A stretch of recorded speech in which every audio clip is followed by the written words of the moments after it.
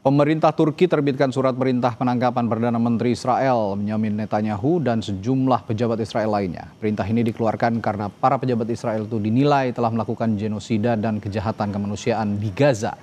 Kita bahas isu ini bersama pakar hukum internasional Profesor Hikmahanto Juwana. Selamat malam, Prof. Hik. Malam. Baik, Prof. Hik, Turki dan 8 negara lainnya akan menangkap Perdana Menteri Israel Netanyahu. Apa memungkinkan mekanisme seperti ini? Ya, sebenarnya memungkinkan sepanjang Perdana Menteri Netanyahu sedang berkunjung ke 8 negara tersebut. Oke.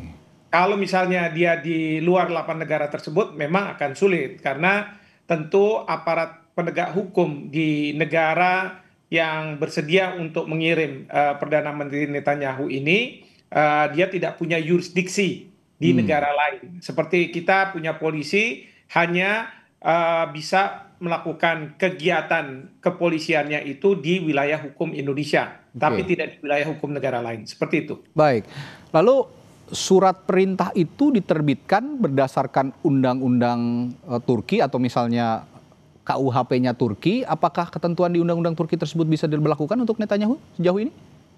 Bukan, dugaan saya. Ini bukan ke situ kaitannya, ya? Oke. ya bukan itu. Jadi ini dugaan saya, ini kaitannya dengan Mahkamah Kejahatan Internasional yang sudah mengeluarkan arrest warrant.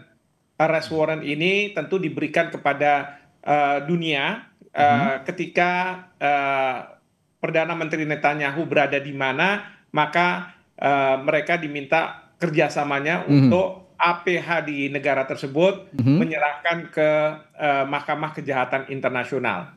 Nah, tentu kalau misalnya itu di Israel, tentu itu tidak bisa karena APH-nya pasti tidak akan mau.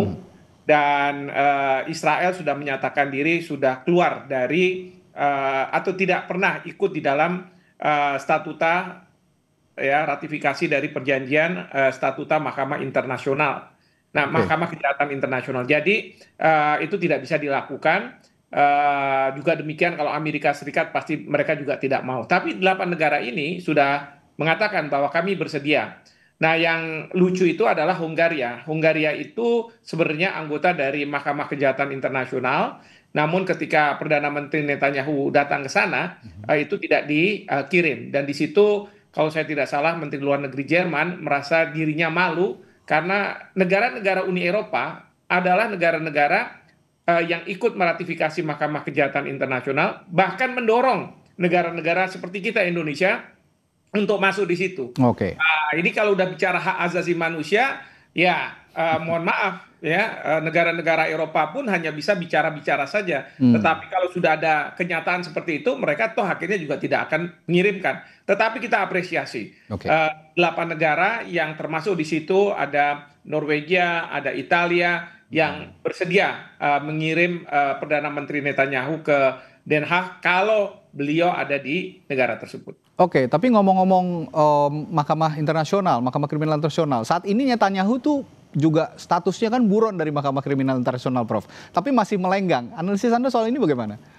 Oh iya, karena ini kan Mahkamah Kejahatan Internasional meminta aparat penegak hukum untuk bisa menghadirkan Netanyahu di Den Haag untuk kemudian dilakukan interogasi dan lain sebagainya sampai kemudian adanya nantinya penuntutan. Tetapi ingat, karena Netanyahu ini kepala pemerintahan, maka dia merasa bahwa dia tidak perlu memenuhi panggilan tersebut. Ini berbeda dalam konteks hukum nasional ya. Karena kalau dalam hukum nasional ada upaya paksa. Jadi kepolisian bisa memaksa orang yang dipanggil tapi tidak mau hadir untuk kemudian dipaksa untuk hadir. Nah, ini dalam konteks hukum internasional memang yang saya selalu sampaikan, hukum yang berlaku adalah hukum rimba. Siapa yang kuat dialah yang menang. Nah, saat sekarang ini Netanyahu merasa dia di atas angin dan dia merasa di atas angin karena dapat dukungan dari Amerika Serikat seperti itu. Nah, ini bicara soal Amerika Serikat, artinya Anda juga ingin mengatakan bahwa Israel dengan posisinya saat ini yang dalam tanda kutip kekeh begitu ataupun juga punya sikap yang sedikit keras kepala, setidaknya ini juga di latar belakangi dengan dukungan Amerika Serikat, begitu, Prof? Oh ya, bahkan Amerika Serikat kan sudah menjatuhkan sanksi kepada jaksa yang menuntut Netanyahu. Kemudian juga hakim-hakim yang ada di Mahkamah Kejahatan Internasional tidak boleh memasuki Amerika dan lain sebagainya. Jadi justru ada hal-hal yang seperti ini. Bahkan yang sekarang ini seperti Turki yang tadinya siap untuk mengirim Ya. ISF, pasukan ISM, oleh Israel malah dicegah. Yang menurut saya ini nggak ada kaitannya sebenarnya. Karena ISF itu kan ide dari Presiden Trump. Ya. Dan Presiden Trump tidak mengajak Hamas, tapi juga tidak mengajak Israel. Kenapa tiba-tiba seperti ini? Sebentar lagi mungkin kita juga akan kena ini karena dianggap Oke. kita ini tidak mengakui Israel sebagai sebuah Oke. negara sehingga Indonesia tidak boleh mengirim pasukannya. Kalau kita bicara soal proksi, ada Uni Eropa, ada Israel yang di-backing-i Amerika Serikat. Kalau bicara soal proksi itu, seberapa besar sebenarnya risiko diplomatik yang dihadapi negara-negara Uni Eropa menyatakan sikap untuk bisa menangkap Netanyahu, terutama dengan hubungannya dengan Amerika Serikat? Ya, nanti kita harus lihat ya bagaimana reaksi dari Presiden Trump. Apakah dia tetap melindungi Perdana Menteri Netanyahu? Kalau misalnya memang seperti itu, biasanya Presiden Trump akan mengatakan bahwa saya akan kenakan tarif lebih tinggi dari sebelumnya. Nah, ini yang hubungan bilateral ini kalau Trump itu selalu mengancamnya adalah akan dikenakan tarif yang lebih tinggi. UUD ya Prof ya, ujung-ujungnya dagang. Iya, ujungnya dagang seperti itu. Betul, Oke, betul. baik. Nah, tapi setidaknya apakah ini bisa jadi penekan terhadap Israel, Prof? Ya tentu ini bisa jadi penekan. Hmm. Ya, sekarang ini misalnya 157 negara sudah mengakui Palestina sebagai sebuah negara. Itu sebagai daya tekan. Hmm. Buktinya pada waktu Trump Netanyahu berpidato di forum PBB banyak delegasi yang walk out. Oke.